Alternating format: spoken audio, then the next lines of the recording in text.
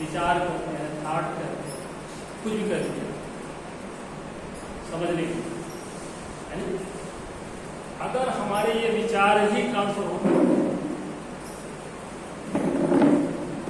सच्चाई ये है कि जब से हम सोच रहे हैं हमारा जन्म हुआ तब से नहीं जन्म हुआ, आपका पीछे से चला रहा है ना। यह जो पीछे से चला रहा है, जब आपका जन्म हुआ तब से आपका जन्म नहीं है, ये कंटिन्यू रहता है। लाइफ बड़ी लंबी होती है, उसमें कई बार पड़ाव आते हैं, मृत्यु भी होती है, फिर आप जो है चलते हैं। इस दौरान आप क्या करते हैं, उसी का नतीजा आपका अगला जन्म होता है, जिसको फल करते हैं, कर्म का फल मिलना, मतलब जो आपने किया उसी पर रिजल्ट आता है।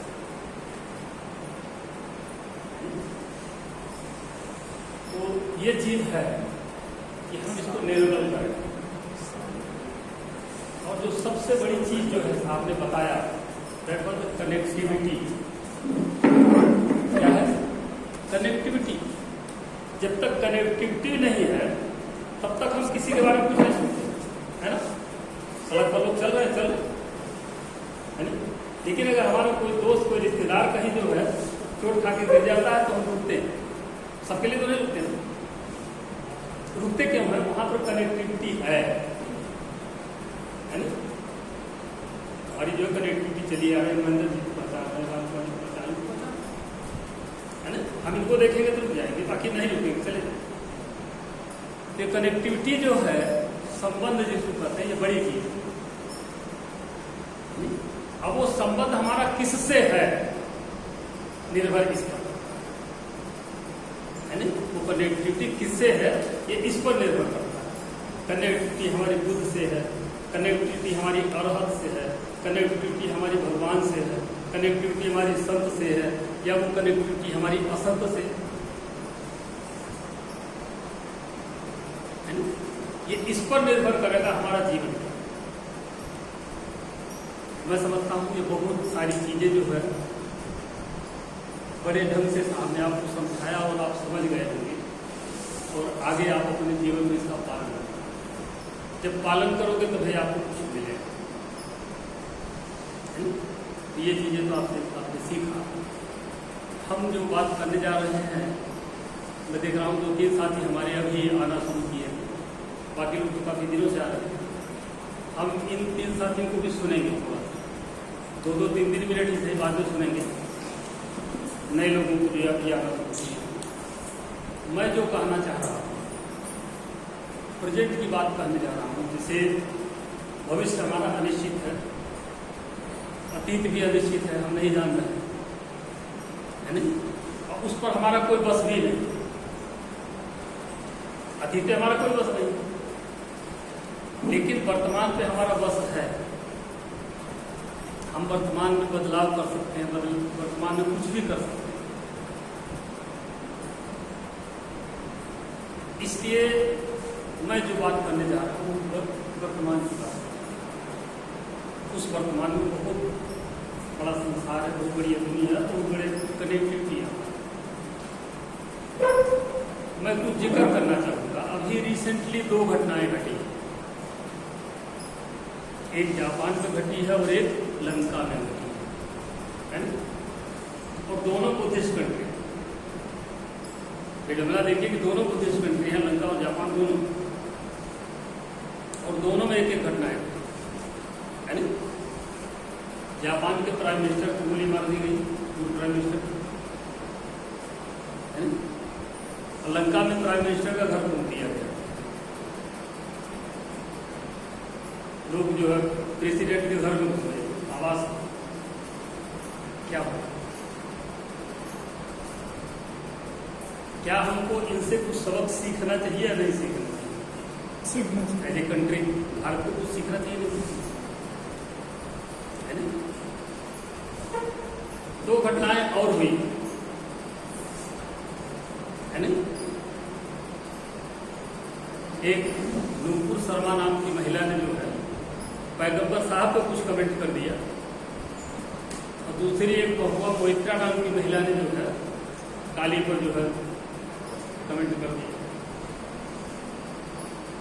मेरा मानना है कि ये क्यों हो रहा, ये इसलिए हो रहा है कि ये सब के सब लोग अधकचरे हैं। नूपुर शर्मा ने जो कुछ कहा वो भी उनकी अल्पज्ञता है, अधकचरापन है, उन्होंने कुछ कह दिया। महुआ मोहित्रा ने जो कहा वो भी अधकचरे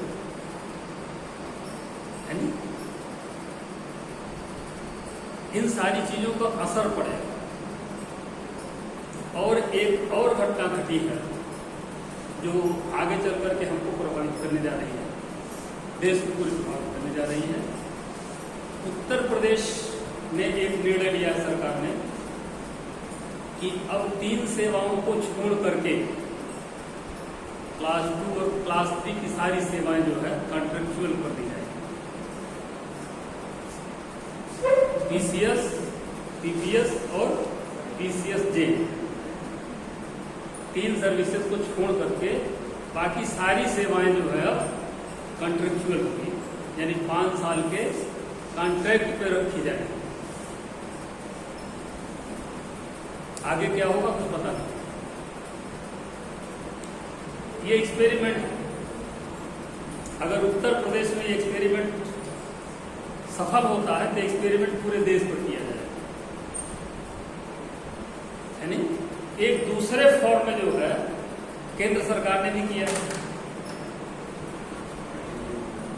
उन्होंने क्या कर दिया, ज्वाइंट सेक्रेटरी लेवल पर कुछ अधिकारियों को सीधे बगैर किसी एग्जामिनेशन के, बगैर किसी टेस्ट के लाकर के उन्होंने भर्ती किया। यानी ज्वाइंट सेक्रेटरी लेवल पर कोई आईएएस अधिकारी तब जाता है जब 17-18 साल की सर्विस कर लेता है तब। उन पदों पर जो है अब इन्होंने डायरेक्ट उठा करके मार्केट से बगैर किसी एग्जामिनेशन की भर्ती की। एक बड़ी विचित्र स्थिति चल रही है, मैंने एक आध बार लिखा था, हमको समझने के लिए देश हमारा कहाँ जा रहा है।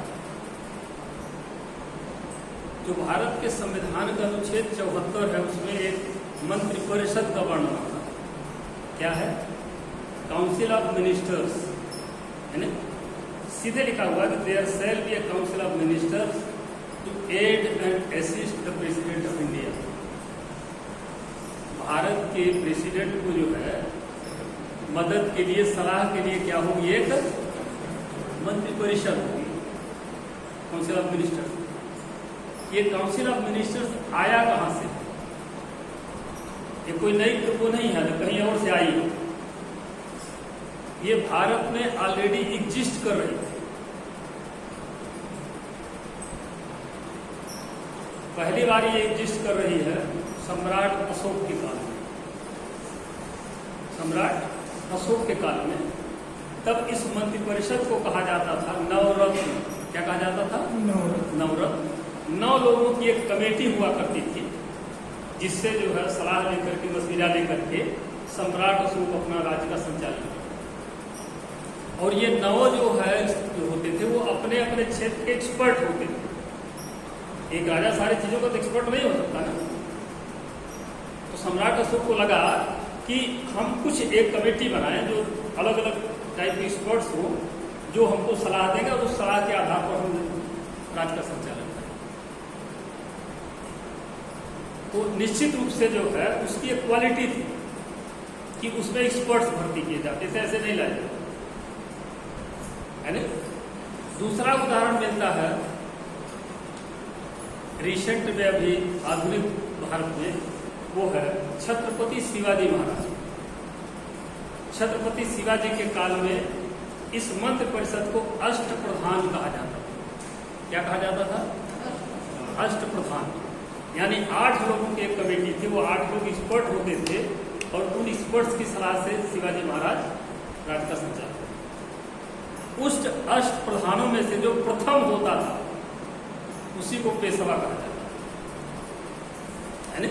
जैसे आज के मंत्रिमंडल का जो प्रधान है उसको क्या कहते हैं? प्राइम मिनिस्टर कहते हो, या स्टेट में क्या कहते हैं? चीफ मिनिस्टर कहते हैं, है ना। ठीक उसी तरह से उस समय जो अष्टप्रधानों में से प्रथम होता था तो क्या कहा जाता था? पेशवा। पेशवा पद है, ध्यान करिएगा, पोस्ट है प्राइम मिनिस्टर की तरह से, चीफ मिनिस्टर की तरह से। सम्राट अशोक के समय जो नवरत्न होते थे उसके जो मुखिया जो होता था, प्रथम होता था, उसको महामार्ग कहा जाता था। क्या कहा जाता था? महामार्ग। यानी वो अपने पूरी कमेटी से सलाह लेकर के बात करके जो है सलाह दी। मैं देख रहा हूं कि पूरे इतिहास में ये 70 साल में जो है मात्र एक अवसर आया है जब प्रेसिडेंट ने प्राइम मिनिस्टर की बात को मानने से मना कर दिया, और वो प्रेसिडेंट थे बीवी गिरी। इंदिरा जी की एक सलाह को मानने से बीवी गिरी ने मना कर दिया था, और ये कह दिया गया, वो ये कहा था उन्होंने कि मैं मंत्रिमंडल की जो सलाह मानने को बाध्य हूं, प्राइम मिनिस्टर की बात मानने को बाध्य नहीं। इसके अलावा कोई जाफिल नहीं दिखाई दे रहा है। और स्थिति क्या हो गई है कि प्राइम मिनिस्टर की सोल इच्छा ही जो है पूरे मंत्रिमंडल की इच्छा हो जाती है, किसी को नहीं। अब इसी से कनेक्ट करते हुए आप देखिए अभी क्या हुआ है ब्रिटेन में पहले 7 मंत्रियों ने इस्तीफा दिया। प्रधानमंत्री के गतिविधि से, प्रधानमंत्री के कार्यशैली से जो है असंतुष्ट होने की वजह से 7 मंत्रियों ने मंत्रिमंडल से इस्तीफा दे दिया, और अंत में जो है प्राइम मिनिस्टर ने इस्तीफा दिया। सोचिए आप कहेंगे यहाँ ये क्यों चर्चा करते हैं? हम भी किसी देश में रह रहे हैं, हम भी उसी तरह की व्यवस्था से गुजर रहे हैं। सोचिए कि अगर वह स्थितियां जो है, जो लंका में हो गया, जो जापान में हो गया, जो ब्रिटेन में हो गया, ऐसी घटनाएं भारत में घटती हैं तो क्या होगा? इंग्लिश सिटीजन जो है, इंडिया के सिटीजन होने के नाते, नागरिक होने के नाते हमको सोचना पड़ेगा कि दुनिया में जो घटनाएं घट रही हैं अगर वो हमारे यहाँ घटेंगी तो हम यहाँ खड़े हैं आकर के, यहाँ पर कोई रास्ता नहीं सुनता। और जो सबसे बड़ी स्थिति है कि हम यहाँ क्यों पहुंचे, कहने को हम लोग खूब कह रहे हैं कि हम बुद्धिस्ट हैं, हम अम्बेडकरवादी हैं, हम बुद्ध के रास्ते पर चल रहे हैं, अम्बेडकर के रास्ते। सच्चाई यह है कि हम बुद्ध को जानते ही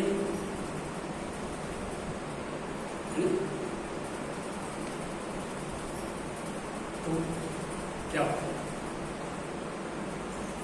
सपोज करिए कि अगर ये स्थितियां आती हैं, और मैं बताऊंगा आपको इंटरनल चीज, भारत की अर्थव्यवस्था भी करीब करीब लंका के नजदीक।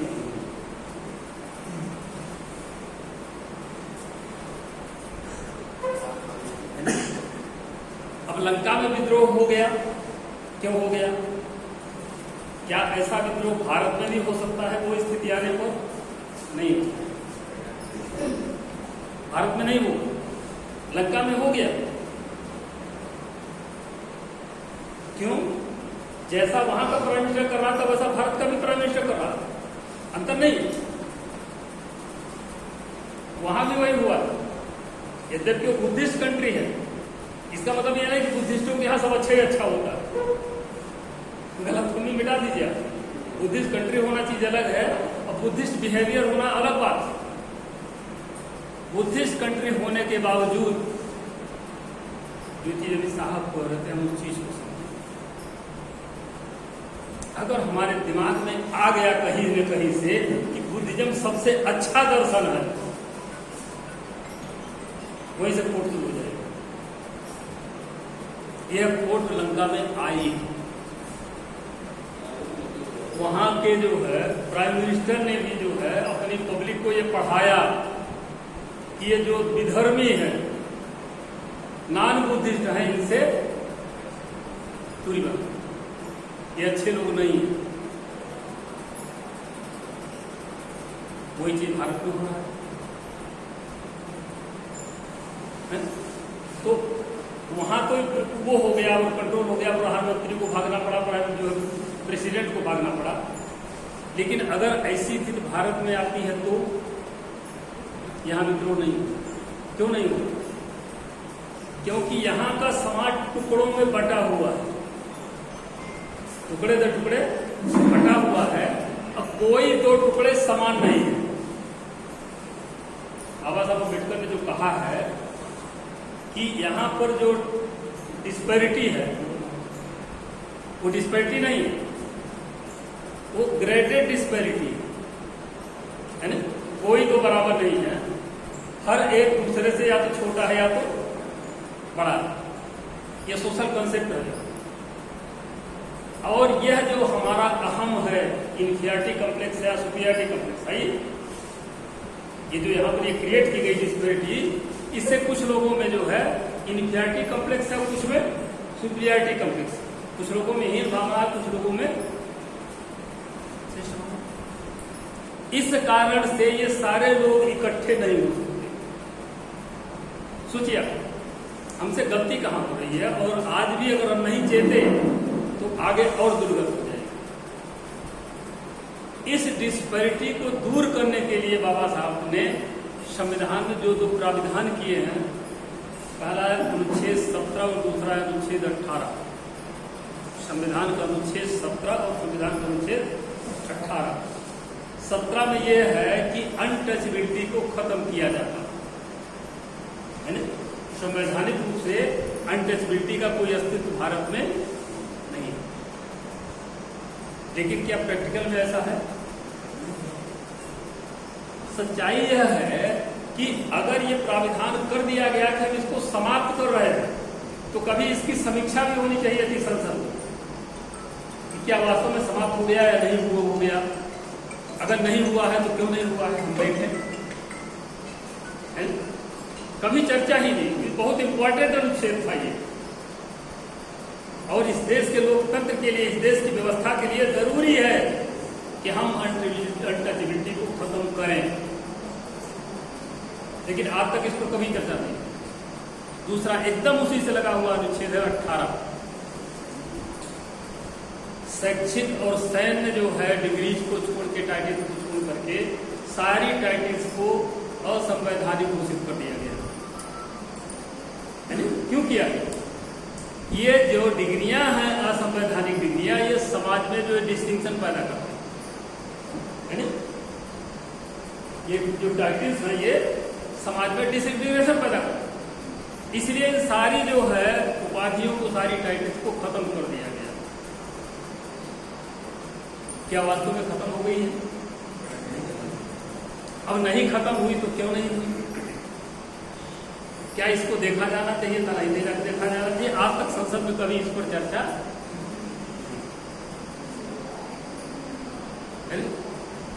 तो हम समझें।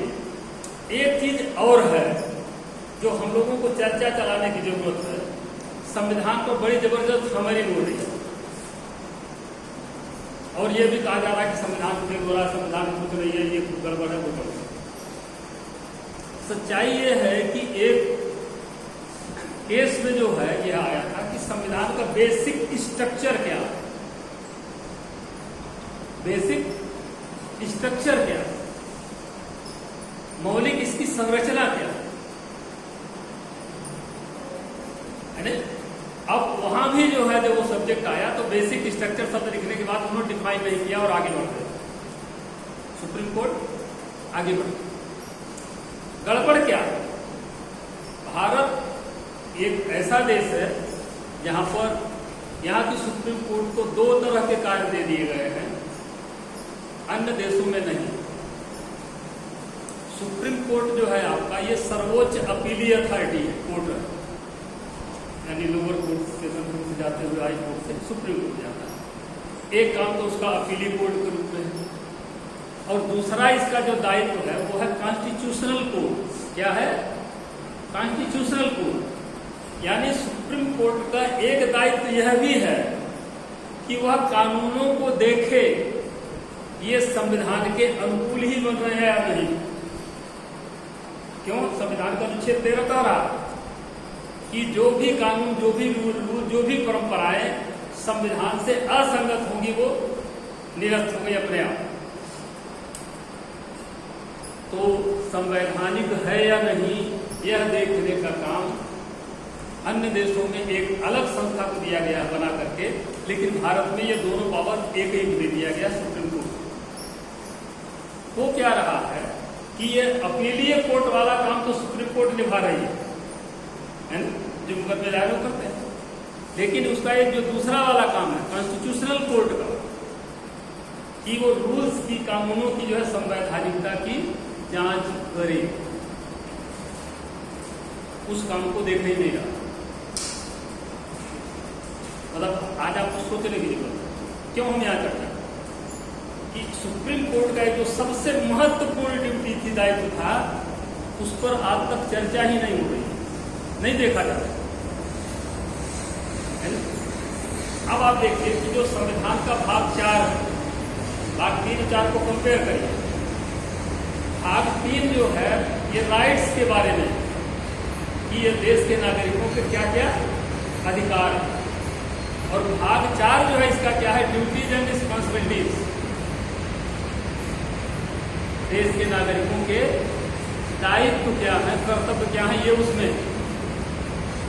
और जो दायित्व है केवल नागरिकों का नहीं है, ध्यान करिएगा, उसमें स्टेट शब्द लिखा हुआ है। क्या लिखा है? स्टेट। स्टेट का मतलब हमारी सामूहिक जवाबदेही, पूरे नागरिकों की सहित, सरकार के सहित, प्राइम मिनिस्टर के सहित, प्रेसिडेंट के सहित, जुडिशरी, हर एक को मिला करके स्टेट कहलाता है नहीं। वो दायित्व जो है सबके ऊपर, लेकिन विशेष रूप से दायित्व किसके ऊपर है? स्टेट के ऊपर। और स्टेट के नाम से जो जाना जाता है उसको आप सरकार करते हैं नहीं। बाकायदा संविधान का अनुच्छेद 37 ये कह रहा है कि स्टेट क्या होगा, ये वेलफेयर करेगा। क्या करेगा? ये कल्याणकारी होगा, यानी ये राज्य के कल्याण के लिए काम करेगा। कैसे कल्याण करेगा उसका जो है डिस्क्रिप्शन आगे है अनुच्छेद 38 और 39 में। 38 और 39 में उसमें बाकायदा लिखा गया है कि स्टेट जो है कानून निर्माण या गवर्नेंस, कानून निर्माण करते समय भी ध्यान रखा जाएगा और राज्य के संचालन के समय भी जो है ध्यान रखा जाएगा। क्या रखा जाएगा? कि इस देश में सोशल और इकोनॉमिक डिस्पैरिटी घटे। क्या है? सामाजिक और आर्थिक जो विषमता है यह घटे। कानून ऐसा बनाया जाना चाहिए, राज्य की गतिविधियों का संचालन इस तरीके से होना चाहिए कि सामाजिक और आर्थिक जो है, जो डिस्पैरिटी है ये घटे। क्या ऐसा हुआ? कानून बनाते समय कानून की क्या इस मापदंड पर जांच की गई? नहीं। जबकि संविधान का अनुच्छेद 37 कह रहा है कि यद्यपि ये जो भाग 4 है ये कोर्ट में चैलेंजेबल नहीं होगा, कोर्ट द्वारा इन्फोर्स नहीं किया जाएगा, प्रवर्तित नहीं होगा, लेकिन गवर्नेंस में, संचालन में और कानून निर्माण के समय यह जो है फंडामेंटल ही होगा, मौलिक ही होगा। तो आप समझिए बेसिक स्ट्रक्चर क्या है भारत के संविधान का? बेसिक स्ट्रक्चर यह है, यह कल्याणकारी होगा। क्या होगा? कल्याणकारी होगा और लोगों के बीच की आर्थिक और सामाजिक जो है गैर बराबरी को ये घटाएगा। ये बेसिक स्ट्रक्चर है। लेकिन आज तक इस पर चर्चा नहीं हुई और नतीजा यह है कि आज यह खाई बढ़ी वहां नहीं है जहां पर थी। अमीरी और गरीबी के बीच जो खाई है जो जबरदस्त बड़ी है, अमीर और अमीर हुए हैं और गरीब हुए हैं। और जो वर्तमान वो स्थिति चल रही है, अभी एक तीसरा क्लास है, अमीरों गरीबों के अलावा एक मिडिल क्लास कहते हैं, है नहीं। अब जो गतिविधियां हैं उसको मिडिल क्लास को खत्म करने के लिए आ रही है। इस मिडिल क्लास को खत्म करो। क्यों? दुनिया में जो भी क्रांतियां हुई, चाहे फ्रांस की हुई हो, चाहे और किसी में हुई हो, उस क्रांति में जो है इस मिडिल क्लास का ही योगदान रहा। किसका योगदान रहा है? मिडिल क्लास का योगदान रहा है। इसलिए भारत सचेत है कि चाहे यहाँ पर कोई बदलाव ऐसा ना हो जाए, रूरल ट्रेड ना हो जाए, तो वो चाहता है कि मिडिल क्लास को खत्म कर दो ताकि ये सब सदैव के लिए चले जाए और उसी का शासन मिले। आज हम यहाँ खड़े हैं।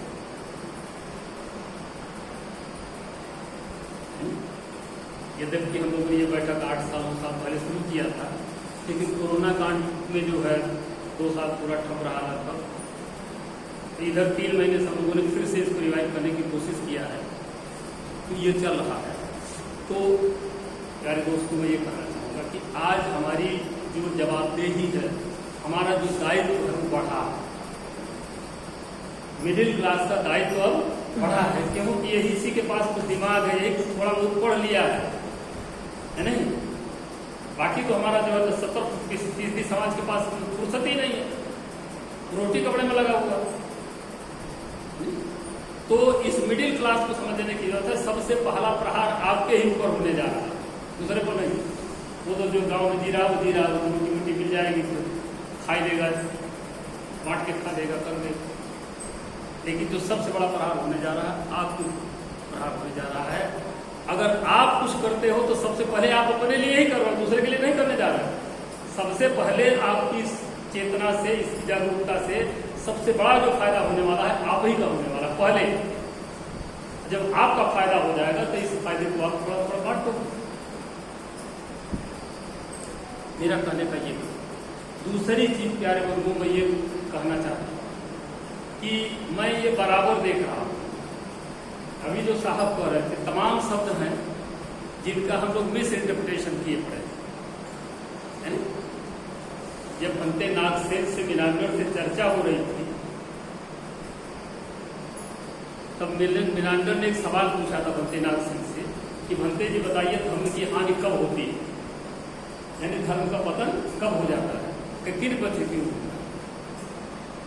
तो भंते ने उसके 3 कारण बताए थे भंते नागसेन। पहला कारण उन्होंने यह बताया था कि जब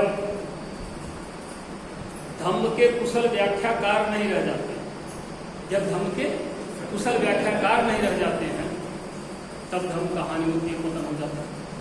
दूसरा, जब धर्म के कुशल प्रचारक नहीं रह जाते, तब धर्म का पतन हो जाता है। और तीसरा, जब धर्म के प्रतीकों को विकृत कर दिया जाता है, गलत तरीके से बता दिया जाता है, तब धर्म का पतन। आप सोच सकते हो कि 8वीं सदी तक बुद्धिज्म भारत में शीर्ष पर 95% लोग जो है बुद्ध के अनुयायी थे, उस दर्शन पर चलने वाले। अचानक 9वीं सदी से लेकर के 14वीं सदी के बीच मात्र 600 साल में इसको रसातल में पहुंचा। तो इसके 3 कारण हैं, ध्यान करिएगा, 3 कारण हैं। अगर हम यह चाहते हैं, पहली चीज तो यह है जो साहब ने आपको बताया कि कुछ समय आप दीजिए, 10 मिनट सही, 5 मिनट सही, आप एकांत में बैठ करके ध्यान करिए, चित्त से सारी चीजें हटा दीजिए और चित्त को जो है फ्रेश होने दीजिए। अगर आप अभ्यास करेंगे, इसको टाइम बढ़ाएंगे, तो आपका चित्त पूरी तरह से निर्मल होगा। जब निर्मल होगा तब आपके अंदर द्वेष नहीं पैदा होगा, राग नहीं पैदा होगा, मोह नहीं पैदा होगा, और ये जो बुराइयां ये नहीं पैदा होगी। तो पहला काम तो यह है कि आप प्रयास करके विपස්සना करिए, ध्यान करिए और अपने चित्त को निर्मल करिए, ताकि आपके अंदर द्वेष ना आए, आपके अंदर बुराइयां ना आए। इसमें आपको अपनी बुराइयां तलाशना। हम उल्टा करते हैं, हम दूसरे की बुराई ढूंढते रहते हैं और अपने अंदर सब अच्छाई बताते रहते हैं, है ना? हमको इसका उलट करना, दूसरे की आप अच्छाई ढूंढिए, उससे अच्छाई ले लीजिए। बुराई सोच के आपको कोई मतलब नहीं, क्योंकि उसकी बुराई उसका नुकसान करेगा, आप नहीं करेगी ना, तो आप उसकी बुराई क्यों ढूंढ रहे? दूसरे की बुराई मत देखिए, उसकी अच्छाई देखिए, उसको लीजिए और अपनी बुराई देखिए कि हमारे अंदर कमी क्या है और उस बुराई को आप दूर करिए। इसके साधन जो है उसको यूज किया जाता है, उसी को विपස්සना करते हैं। विपස්සना मतलब विशिष्ट तरीके से देखना, अपने जीवन को, इस दुनिया को आप विशिष्ट तरीके से देख रहे हो, यानी आप अपनी बुराइयों को स्कैनिंग कर रहे हो, उसको छांट कर गलत कर रहे हो, उसको दूर करने के लिए प्रयास करो। इस बीच हुआ क्या, तमाम शब्दों के अर्थ बदले, तमाम शब्दों के अर्थ बदले हैं और आप वही उसके बदले हुए अर्थ को जानते हो और उस गलत अर्थ में आप आगे बढ़ते हो, है ना? मैं इसको एक उदाहरण बताऊंगा अभी मैं तो इसको बहुत दिनों से मैं कह रहा हूं। एक शब्द शिवलिंग, क्या है? शिवलिंग। इसका लोग गलत अर्थ जानते हैं।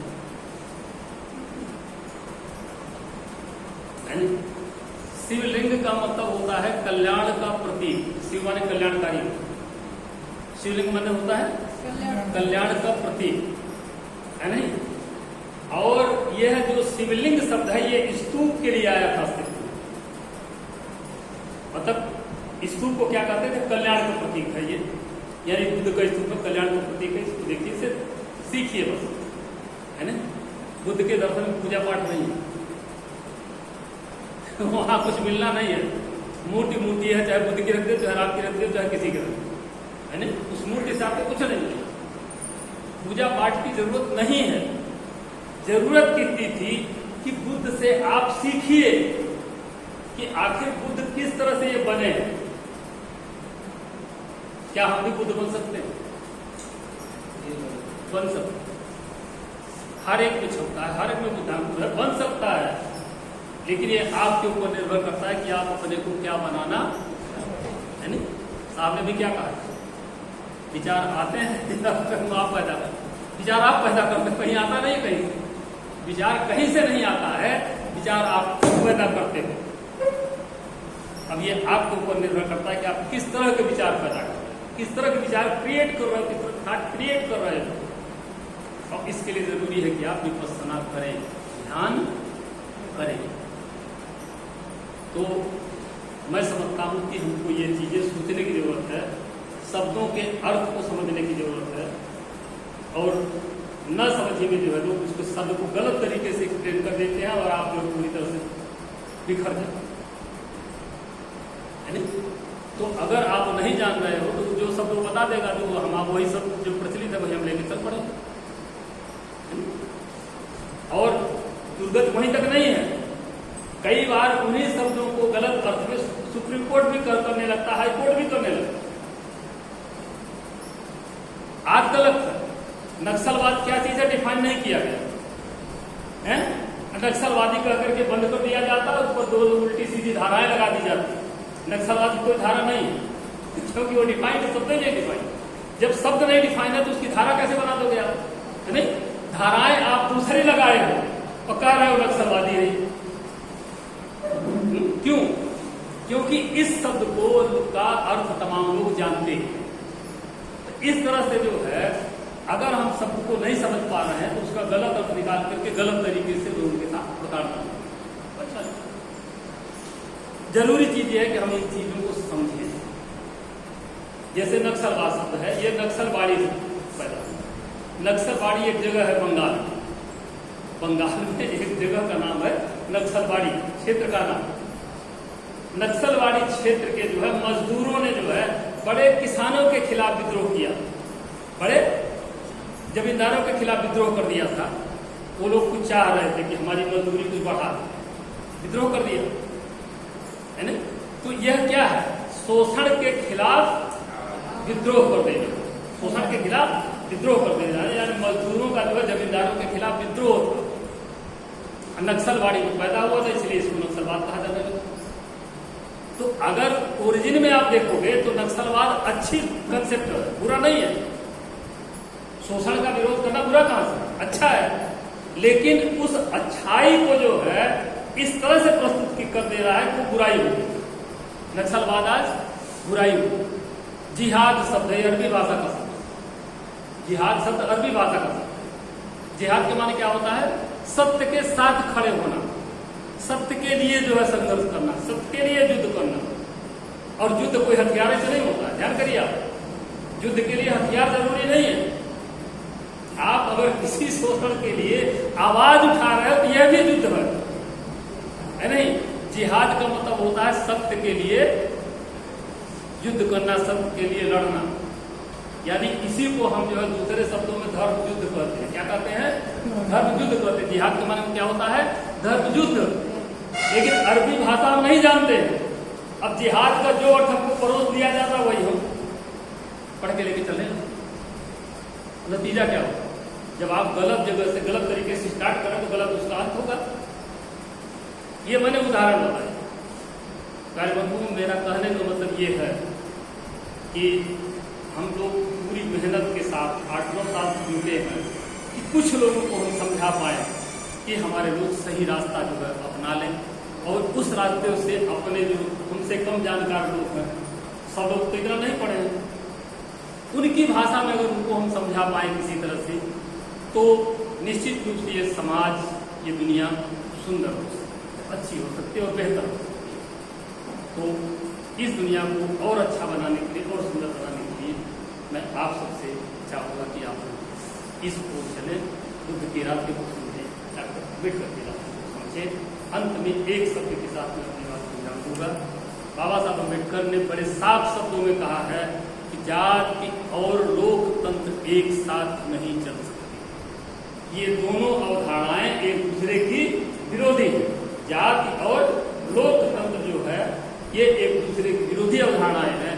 जाति और लोकतंत्र एक साथ नहीं रह सकते, नहीं चल सकते हैं। अगर आप जाति से प्रेम करते हो, जाति को बनाए रखना चाहते हो, तो लोकतंत्र से उम्मीद छोड़ दीजिए, और अगर आप लोकतंत्र की स्थापना करना चाहते हैं तो जाति से आप दूरी बनाइए, जाति का ध्वस्त। दुखद है कि कुछ लोग इस समय जो है इंडिविजुअल कास्टिज्म को उठा रहे हैं। कुछ नहीं होने वाला है, इससे हमारा लोकतंत्र कमजोर होगा, इससे हमारा लोकतंत्र कमजोर होगा। इसलिए मैं आप लोगों से विनम्र अनुरोध करूंगा कि अगर कोई भाई बंधु हमारा इस तरह से प्रभावित हो रहा है, वो कुप्रभाव है, तो वह जो है इससे दूर रहे। हमको जातिवाद को नहीं बढ़ने देना है, लोकतंत्र की स्थापना करनी है। इसी के साथ मैं अपनी बात को विराम देता हूँ। और जो चीज़ मैंने कहा कि हमारी ये 3 साथी अभी यहाँ तक शुरू किए हैं, तो हम ये चाहेंगे कि तीनों साथी 2-2 मिनट की सही आप बात